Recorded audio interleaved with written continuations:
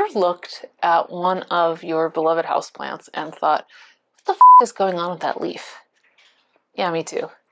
Plants can be dramatic, and sometimes they express themselves in, let's say, unique ways. We're talking weird leaves today, the kind that make you scratch your head and wonder if you're doing something wrong. I'm Megan Brame, a science and horticulture writer with currently 253 plants, and in this video I'm going to break down some of the most common weird leaf symptoms, explain what they probably mean, and most importantly, tell you how to fix them.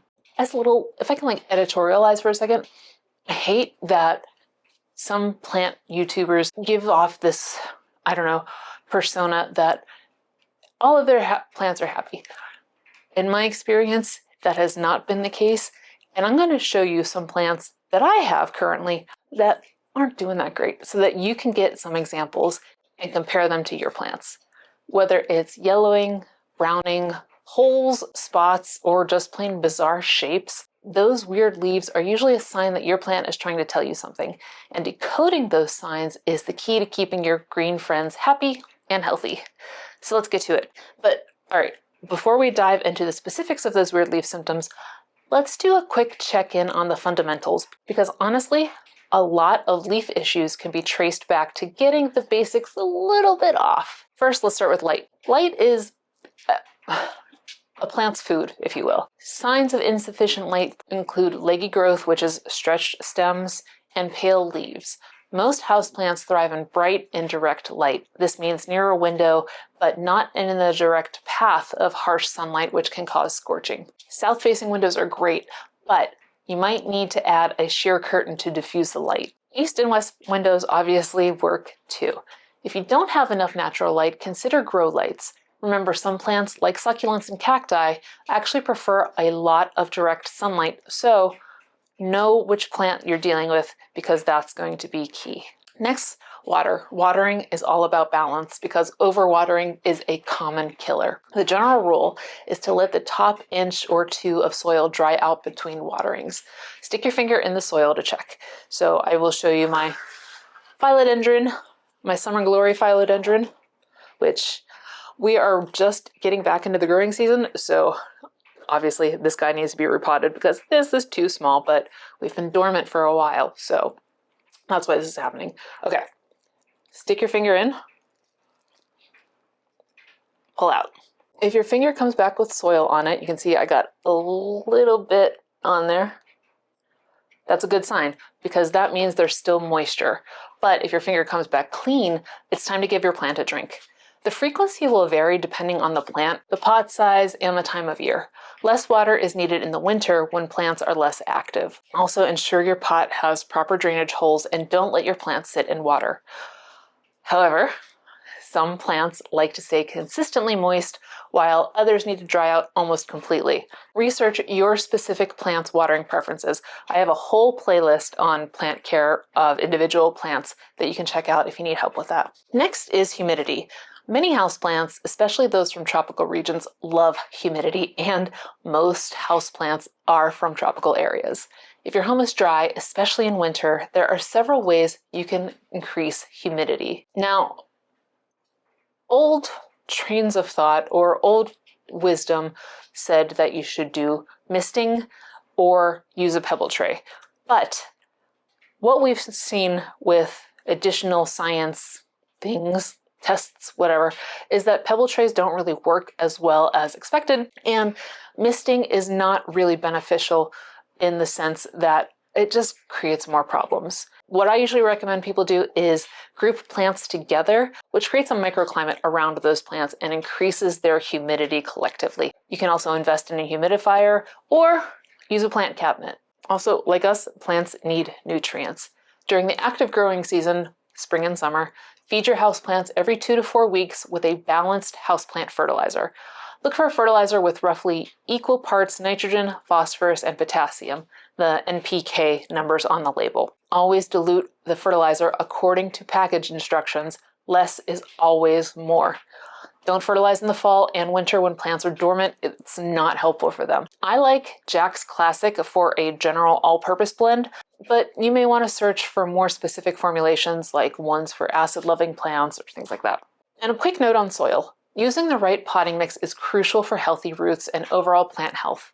Most houseplants do well in a general purpose potting mix that drains well. So one that has perlite in it or something that makes it a little bit chunky, that helps prevent the soil from compacting, also creates air pockets for the roots to get oxygen. However, there are always exceptions. Succulents and orchids in particular need specialized mixes that provide even better drainage and aeration, while things like potted gardenias need soil that has additives that increase the acidity. So it all kind of depends on what you're dealing with and what kind of plant you're dealing with. Using the wrong soil can lead to water retention issues and root problems, which can definitely show up as weird looking leaves. Now, let's get into the nitty-gritty of specific leaf problems. We're going to cover what the problem is, the science behind what's happening inside your plant, the things that cause it, ways to treat it, and most importantly, ways to prevent it from happening. Again, I'm going to show you examples from my own collection. Warning, some of them don't look great. I don't know, just doesn't work out. Let's start with a really common one, yellowing leaves. For this one, I'm going to show you the bottom of my Burgundy Ficus elastica, also known as a rubber plant. Down here, you can see, well, there we go, fell off. But we have yellowing leaves, and we have this one, you can see, has begun to yellow too. What you're seeing when leaves turn yellow is typically known as chlorosis. This is when the plant isn't producing enough chlorophyll, which is the green pigment that's essential for photosynthesis. Photosynthesis, if you're unaware, is the process where plants convert light into energy. When chlorophyll levels drop, the green color fades, revealing the underlying yellow pigments in the leaves. The way yellowing presents itself can offer clues to the underlying issue. You might observe, like with this rubber tree, older leaves at the bottom turning a uniform yellow, with the entire leaf blade losing its green hue. Sometimes the yellowing starts at the bottom of the plant and gradually moves upwards. In other cases, though, particularly with ones with certain nutrient deficiencies, you might see new growth turning yellow while the veins remain distinctly green. An overall yellowing across the entire plant, especially if the leaves feel soft or mushy to the touch, can also occur. Finally, you might even see yellowing leaves that also exhibit dry and crispy edges. So there are several reasons why your beloved houseplant leaves might be undergoing this color change.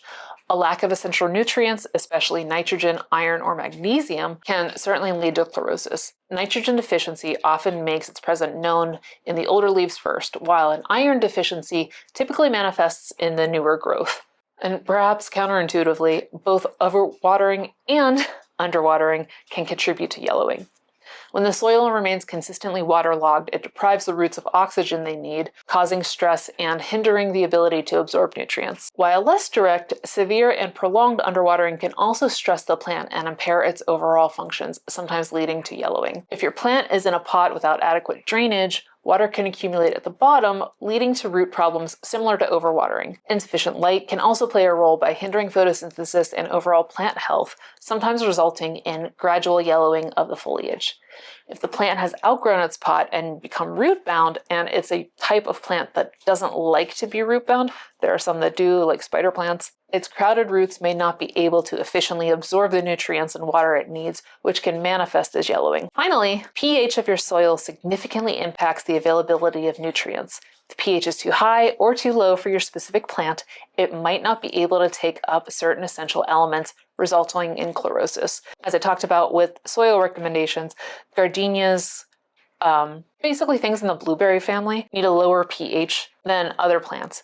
But overall, most plants prefer something that is fairly neutral pH, around a 7.0, if you want to get super technical about it. It's usually not the case that it's pH unless you have a specific plant that really loves acid.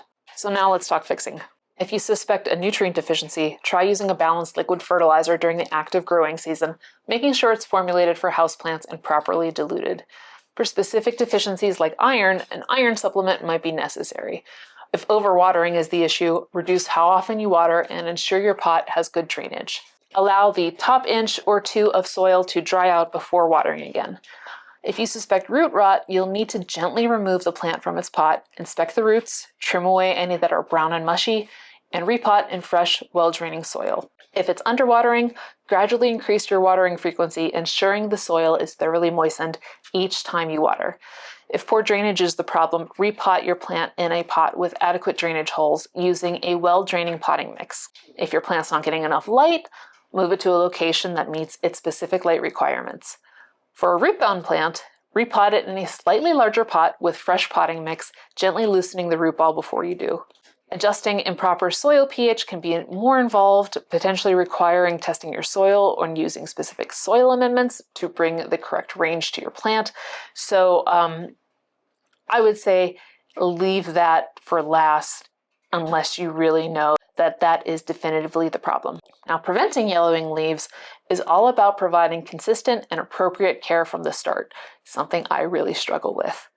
Make sure you understand your plant's specific watering needs and avoid both overwatering and underwatering. Position your plant in a location that provides the correct amount of light for its species, and always use well-draining soil and pots with holes to prevent waterlogging.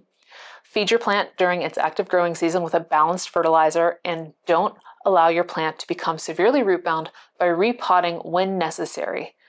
Be mindful of the water you're using too, as some plants are sensitive to chemicals in tap water, and consider using filtered or distilled water. I use rainwater. Finally, maintain stable environmental conditions, avoiding drastic changes in the temperature or the surrounding environment that can stress your plant. If you're curious, what I suspect happened with my rubber plant is that it's been in its dormant season. We are now getting into spring at the time of filming this, so I've been pretty lax with watering it. My suspicion is that it has, now that we're getting back into the growing season, it needed more water faster than I gave it. Another really frequent issue I see is brown crispy edges or tips on the leaves. Here is my Trichania, and you can see this one, we have some brown tips. So it happens to everybody, believe me. It can really make your otherwise healthy plant look a little sad. Luckily, the causes are often straightforward. What's happening here is essentially a form of dehydration in those areas of the leaf. The plant isn't able to get enough moisture to the very edges and tips, causing the cells to dry out and die. Think of it like the plant's extremities not getting enough to drink. The signs are usually pretty clear. You'll see the edges of the leaves or just the very tips turning brown and becoming dry and brittle to the touch. The affected areas might feel almost papery, whereas the other ones kind of have a little bit of like a smooth or almost kind of supple. It depends on the plant, obviously. The rest of the leaf might look relatively healthy, at least initially. There are a few reasons why your plant might be developing these crispy bits. One of the most common is humidity. A lot of houseplants come from humid, tropical regions, and the air in our homes, especially with central heating or air conditioning running, can get really dry. This dry air can wick moisture right out of the leaves, particularly at the delicate edges. Another big culprit is underwatering. If the soil gets too dry for too long, the plant just can't get enough water to all of its parts, and the edges and tips are the first to suffer, which is kind of cool though, because that gives you a really good warning, right? Now, this might sound counterintuitive, but believe it or not, overwatering can also lead to crispy edges. When the roots are consistently waterlogged and start to rot, they can't do their job of taking up water efficiently, so the leaves end up dehydrated despite the wet soil. Finally, fertilizer burn can also cause crispy edges. If you've used too much fertilizer or too strong a fertilizer, the salts in the soil can damage the roots and interfere with water absorption, leading to leaf damage, often starting at the tips or the edges. I've noticed that this happens especially for those jobs, you know, like the ones that you stick right in the soil. Those seem to be, in my experience, way too strong for plants. If you want to use them, I'd say like cut them up into like little like discs instead of the long tube, because it just seems like when I've used them in the past, and I did use them on this Trichania, it just, this is what happens. But let's go back to watering, because some plants are sensitive to the stuff in our tap water, like fluoride, chlorine, and other salts. Over time, these can build up in the leaves and cause brown tips or edges. How you fix these crispy edges depends on what's causing them. First off, those edges aren't coming back, so I would recommend clipping them off. What's going to happen though is as you continue to clip, those edges are going to keep getting brown on that leaf. It is what it is. New growth though will come back better. If it's low humidity, you need to find ways to boost the moisture in the air around your plant. Put them together with other plants, try a plant cabinet or a humidifier. If underwatering is the issue, you'll need to adjust your watering habits, feel the soil regularly, and water when the top inch or two feels dry. If you suspect overwatering, you'll need to cut back on the watering and make sure your plant has good drainage. Let the soil dry out more between waterings. If you think fertilizer burn might be the problem like I suspect with this guy, try flushing the soil by watering deeply several times and letting all the water drain out to the bottom. You might even want to repot with fresh soil. And in the future, always make sure you're diluting your fertilizer properly. Now, if you think your plant is sensitive to your tap water, switch to distilled, rainwater, or even just let your tap water sit out for 24 hours before using it. Preventing these annoying crispy edges is often about maintaining a consistent environment and good watering habits. Try to keep the humidity levels around your plants consistent, especially if they're tropical varieties. Make sure you're watering appropriately. Not too much, not too little. Get that Goldilocks zone. And if you know your plant is sensitive to tap water, using an alternative might be a good idea from the start. Now, let's talk about those sad drooping leaves. Here is one of my peace lilies.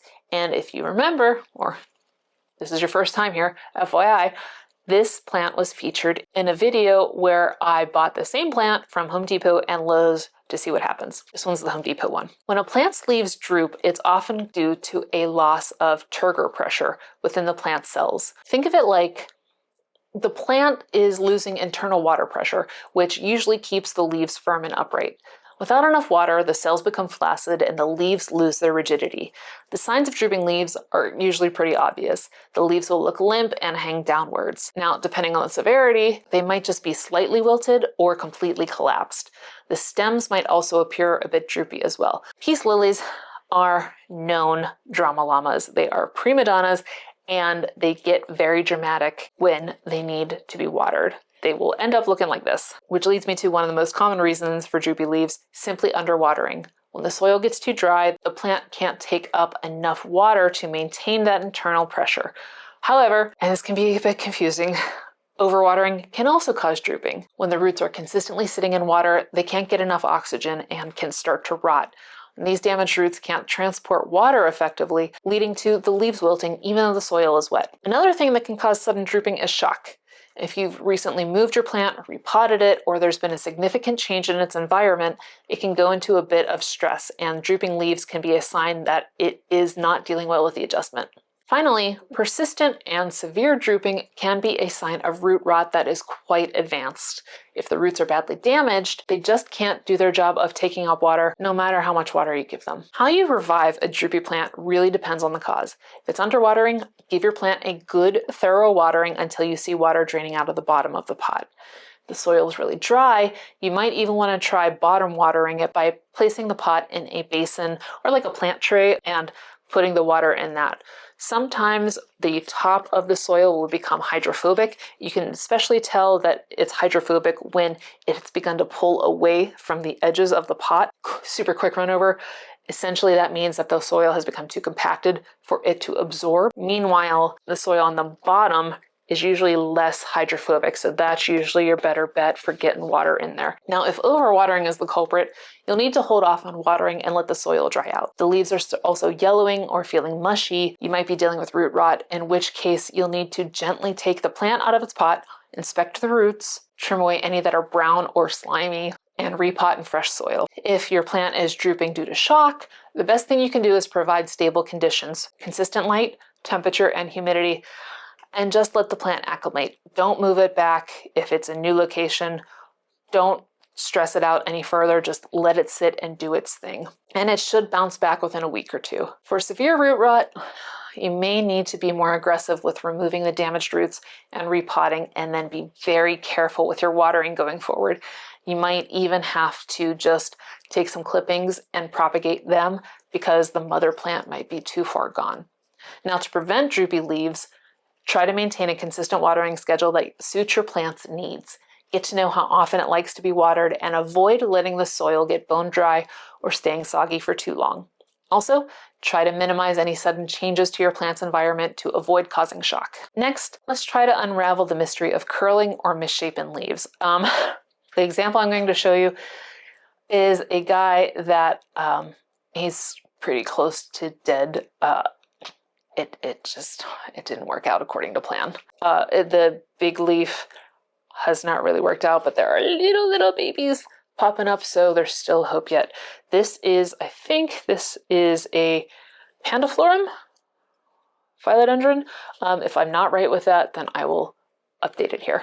Now, if you look, you can see this plant looks like, I know, it's a sad state, but this plant looks like it's twisted right in the middle, and that is a misshapen leaf. It is not supposed to look like that. When leaves curl or grow in unusual shapes, it's often a sign that the plant's growth process is being disrupted.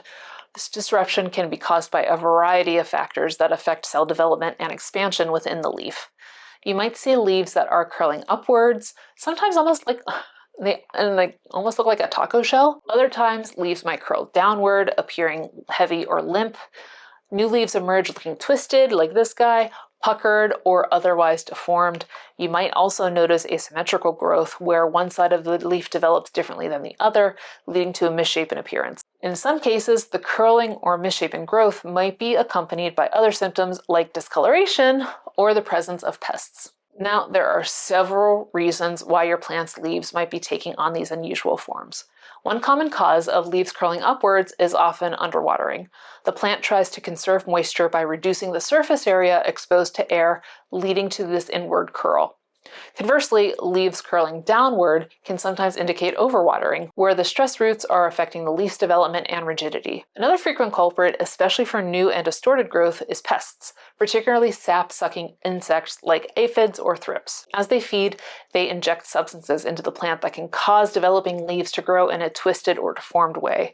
Spider mites can also cause leaf curling, and it's often accompanied by their telltale fine webbing and tiny speckling on the leaves. Low humidity can also lead to leaf curling as the plant tries to reduce water loss in dry air, sometimes also resulting in crispy edges. Less commonly, viral infections can cause a range of leaf deformities, including curling, twisting, and unusual patterns. Beyond these, physical damage to a developing leaf, inconsistent watering while a new leaf is forming, environmental stress like sudden temperature changes or drafts, minor nutrient imbalances during rapid growth, or even just natural genetic variations can also lead to misshapen leaves. For example, a pinched look like this one is most likely due to physical damage when the leaf is unfurling or inconsistent watering during its development.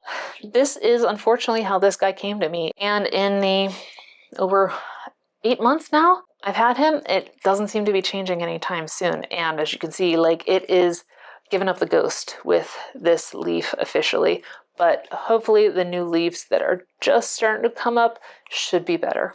But most likely, I'm guessing it was damaged as a wee thing. To correct curling or misshapen leaves, you really need to pinpoint the cause. If it's underwatering, adjust your watering schedule to keep the soil appropriately moist. But for overwatering, reduce watering and ensure good drainage. If pests are the issue, inspect the plant carefully and treat with insecticidal soap, neem oil, or whatever appropriate pest control methods you have. Increased humidity can also help curling caused by dry air. Unfortunately, there's no cure for viral infections, and it's often best to isolate the plant. For physical damage, all you can do is provide a stable environment for future growth, and make sure you maintain consistent watering to avoid issues during leaf development. Protect your plants from environmental stress, ensure you're using a balanced fertilizer appropriately for nutrient imbalances, and if it seems like a natural variation and the plant is otherwise healthy, you can simply appreciate it for its unique foliage. Now let's talk about when your plant's leaves are usually vibrant and green, but start to look pale or faded. And I'm sure I have one that's doing that. I just can't find one off the top of my head. This is a Florida Beauty Ghost, which it's actually supposed to look like this, but I couldn't find one of my plants that is faded, so we'll just pretend it's like this. When leaves lose their rich color, it often indicates a reduction in chlorophyll production. Remember, chlorophyll is the pigment that gives plants their green hue and is essential for photosynthesis. When a plant isn't producing enough of it, the green fades and the leaves can appear washed out or lighter shade than normal. Again, this one is supposed to do this, but you can see the big difference in its leaves. One of the most frequent causes for pale or faded leaves is insufficient light. If a plant that needs bright light isn't getting enough, it can't photosynthesize efficiently, and this impacts chlorophyll production. You might also see the plant stretching towards the light, a phenomenon called etoilation, where the stems become long and leggy. Another common cause is nutrient deficiency, particularly a lack of nitrogen. Nitrogen is a key component in chlorophyll, so if the plant isn't getting enough, the leaves can lose their color. Sometimes overwatering can lead to pale leaves.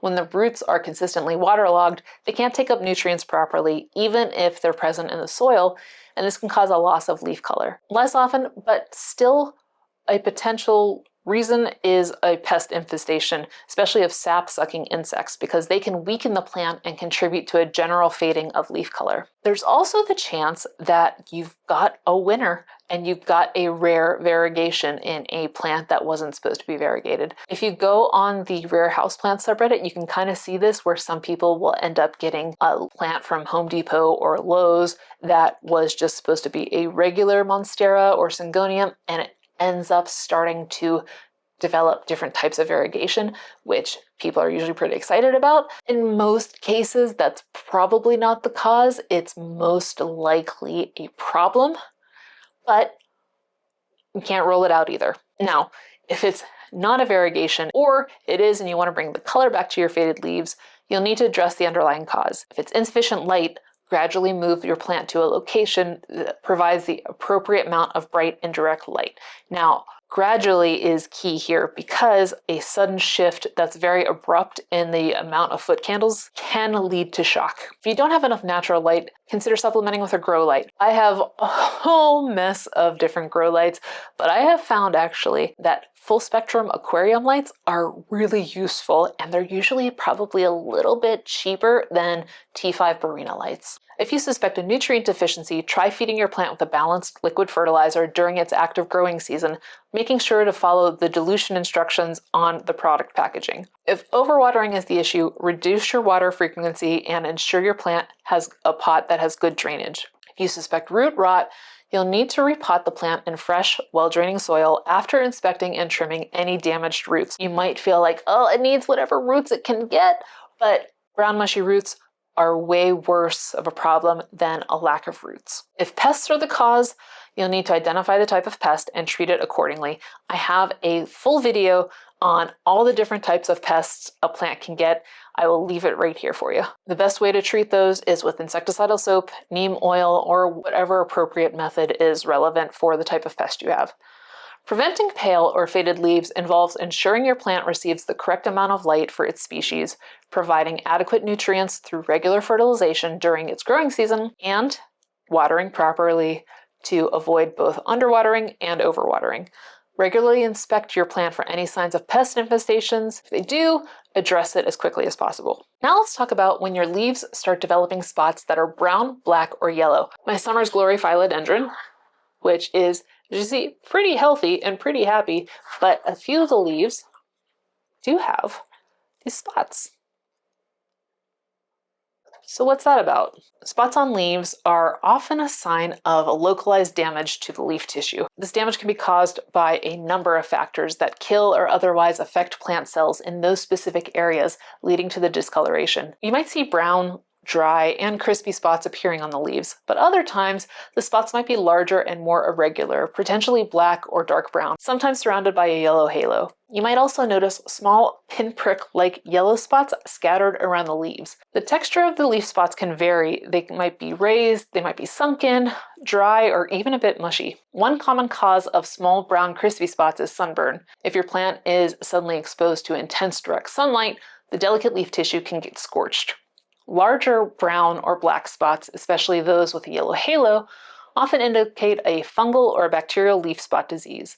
These infections thrive in humid conditions with poor airflow, and frustratingly, sometimes your watering habits can contribute to spots.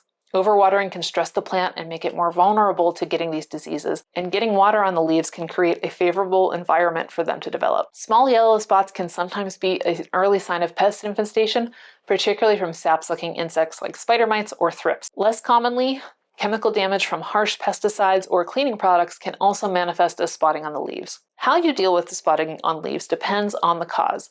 For sunburn, the damaged leaves won't recover, but you should move your plant to a location with bright indirect light to prevent further damage. And if it really bugs you, just trim them off. If it's fungal or bacterial leaf spot, you're going to need to improve the airflow around your plant, avoid getting water on the leaves, and promptly remove any affected leaves. If the infection is spreading, you might need to treat with an appropriate fungicide or bactericide. If overwatering is a contributing factor, adjust your watering habits and ensure your pot has good drainage. If it's a pest issue, you're going to need to identify the type of pest and treat it accordingly with insecticidal soap, neem oil, or whatever method you've got around. If you suspect chemical damage, try flushing the soil thoroughly and avoid using harsh chemicals near your plants. If you're curious, my suspicion, I have not noticed any sort of pests. What I think happened is that the plant cabinet that it's in has gotten pretty cramped with a lot of competition going around. Consequently, a lot of airflow isn't getting into that section. But if you look, like, the plant still has new growth happening. It's still pretty healthy. These leaves are ginormous and very colorful. Overall, the plant seems healthy and happy, so that's my guess. What I'm going to have to do is space out that plant cabinet a little bit better. To prevent spotted leaves, try to acclimate your plants gradually to brighter light conditions to avoid sunburn. Provide good airflow around plants and avoid overhead watering to minimize the risk of fungal and bacterial diseases. Water your plants appropriately and maintain a healthy environment to reduce stress and susceptibility to infections. Be very careful when using any chemicals near your plants. This one, I'm glad to say, I don't have a plant that I can show you an example of. If you start noticing what looks like a fine dusting of dandruff or tiny specks on your leaves, especially on the undersides, and maybe even some delicate webbing, you're likely dealing with spider mites. These tiny pests are sap-sucking arachnids, and they use these piercing mouth parts to puncture the plant cells and feed on the contents inside the cell. This feeding damage disrupts the plant's ability to photosynthesize properly in those areas, leading to the characteristic speckling. The webbing they produce is a part of their life cycle and can become quite noticeable in large infestations. The most obvious sign is the presence of those tiny white, yellow, or brown specks on the leaf surface, often concentrated on the undersides. You might also see very fine webbing like we talked about, especially in the junctions where leaves meet stems or along the undersides of the leaves. In more severe cases, the leaves can look dull, bronzed, or even yellowed. Spider mites tend to thrive in dry conditions. This is why they can become a more significant problem indoors, especially during the winter months when our heating systems really dry out the air. Getting rid of spider mites requires a multi-pronged approach because they are not willing to get evicted easily. One of the things you can do is increase the humidity around your plant. However, that gets a little complicated because you don't want to group plants together to raise the microclimate humidity because spider mites could branch over to the next plant. So your better bet is probably isolating it in like a quarantine box. One of those, I made a double-decker quarantine box. I'll link that here for you. But essentially putting it in something that isolates it but keeps the air around it humid and is still transparent enough to get light to it. Physically wiping down the leaves, especially the undersides with a damp cloth, can remove many of the mites and their eggs, which is important. Insecticidal soap and neem oil are also effective treatments. Make sure to apply them thoroughly to all leaf surfaces and repeat your applications every 7 to 10 days because that will disrupt their life cycle. For a more natural solution, you can also introduce predatory mites that will feed on the spider mites. In very severe cases, some gardeners have resorted to systemic insecticides, but these should be used with caution because they are super potent and can have serious impacts on the health of the plant if you're not careful. To prevent spider mite infestations, try to maintain a higher level of humidity around your plants, especially during the dry periods. Regularly inspect undersides of leaves for any early signs of pests because catching them early makes them much easier to manage. Also, quarantine any new plant, any new plant you get in the mail, in a store, whatever. What I have found, especially with big box stores, is that they don't really take the time to worry about that. They're more concerned with selling the plant than making sure that there is enough air circulation and humidity, making sure there's enough correct growing conditions. Consequently, a lot of big box stores, and unfortunately some nurseries too, just end up with spider mites on their plants. You buy it, you bring it home, now you have stowaways that can affect your entire plant collection. So always quarantine your plants. This one is sad. This is an Alocasia heterophylla with a big hole in the middle of its leaf. Holes in leaves are a result of plant tissue being physically removed or destroyed in localized areas. This can happen through chewing, tearing, or a complete breakdown of cells in a very specific spot. You might notice round holes that look like they've been punched out like this. Other times the holes might be larger and more irregular, possibly with ragged edges. You might also see signs of chewing of the holes or even the presence of pests on the plant. In some cases, you might see a progression from a discolored spot to a hole as the damaged tissue deteriorates and falls away like this. One of the most direct causes of holes like this is physical damage. This could be from your pets taking a nibble, accidental bumps or tears when you're handling the plant, or even damage that occurred when a new leaf was still very delicate and unfurling.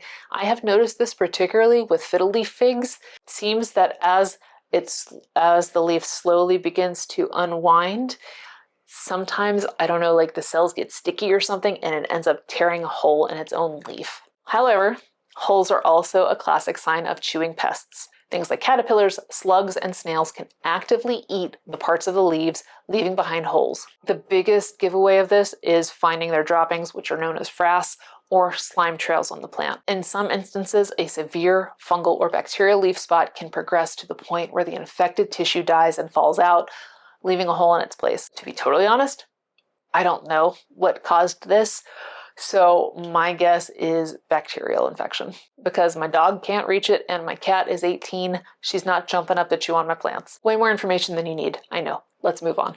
How you address the holes in your leaves depends on what's causing them. If it's physical damage, the existing holes won't heal, but you can try to protect your plant from further harm by keeping it out of reach of pets and being more careful when handling it. For chewing pests, you'll need to inspect your plant thoroughly for the culprits. Larger pests like caterpillars or slugs can often be just removed by hand.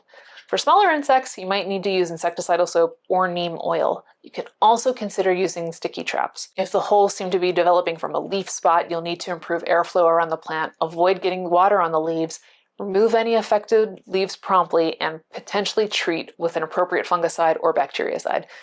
Again, since I don't really know the cause of this, I haven't been eager to remove the leaf.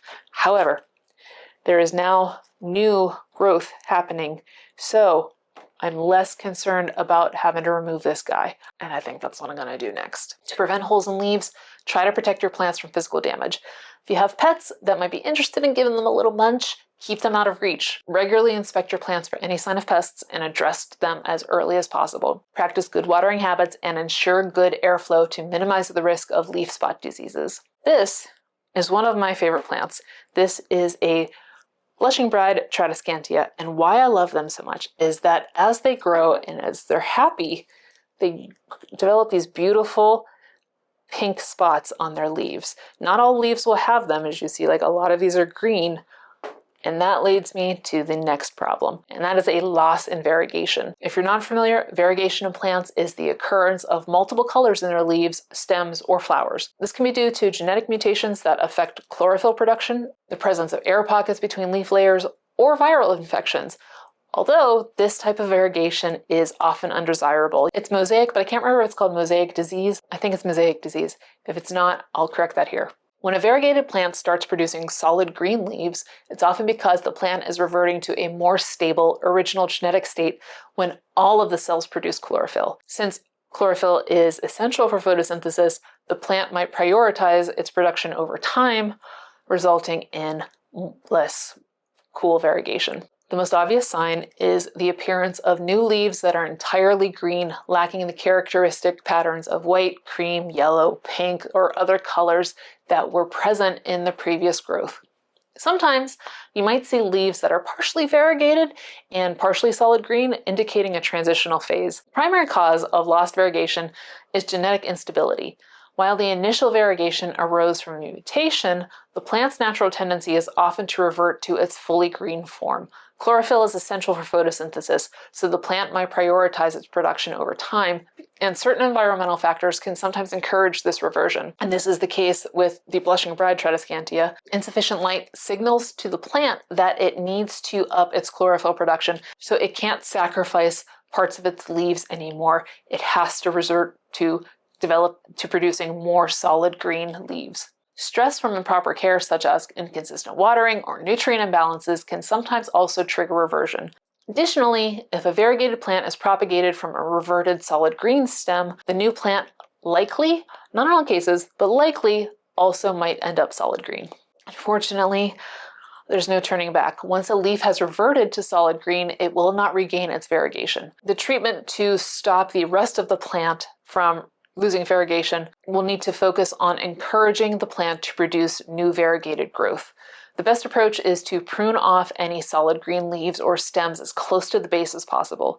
This can sometimes signal to the plant to put out new growth that retains the desired variegation. For plants known to revert, consistent attention to their needs, especially providing bright and direct light, is crucial. Provide consistent and proper care in terms of watering and nutrients to reduce overall plant stress. When propagating variegated plants, always take cuttings from stems that exhibit strong variegation to increase the chances of new plants also being variegated. So here's the variegated Philodendron domesticum. Let's see. So if you look, you can see its stems have sort of like a candy striping.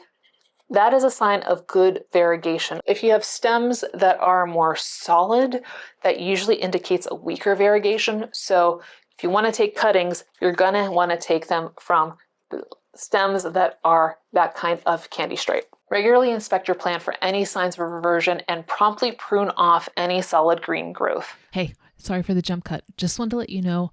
First, thank you for getting this far. That was a really long video. It's so long that I actually cut it into 2 parts. So this one covers all of the problems you would have with a terrestrial plant. And the other one covers what to do in semi-hydroponic setups, because things get a little bit different.